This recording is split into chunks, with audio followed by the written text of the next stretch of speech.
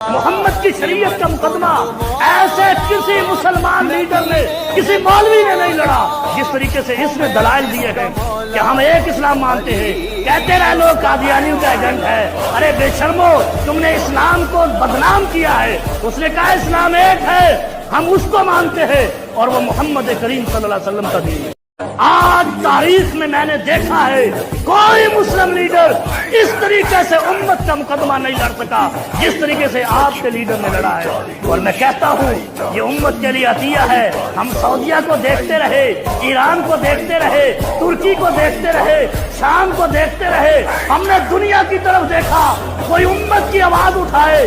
آپ کے لیڈر نے دنیا کو اپنا گرویدہ اس لیے کیا ہے کہ آپ کا مقدمہ کیسے لڑا ہے۔ آپ بھی دیکھ رہے ہیں۔ میں مسلمانوں سے اپیل کرتا ہوں اس شخص کے لیے دعا کریں، کیونکہ مجھے تاریخ پتہ ہے کہ جنرل ضیاء نے جب ان کے خلاف آواز بلند کی تھی، جنرل ضیاء کا انہوں نے کیا حشر کیا۔ عمران خان پر بھی وہ حملہ کریں گے کیونکہ ان کے گھر میں بیٹھ کر ان کو کہتا ہے کہ ہندوؤں نے خود کش حملے سب سے پہلے شروع کیے، تم نے ہندوؤں کو دہشت گرد کیوں نہیں کہا؟ تم مسلمانوں کو دہشت گرد کیوں کہتے ہو؟ بڑی بات ہے۔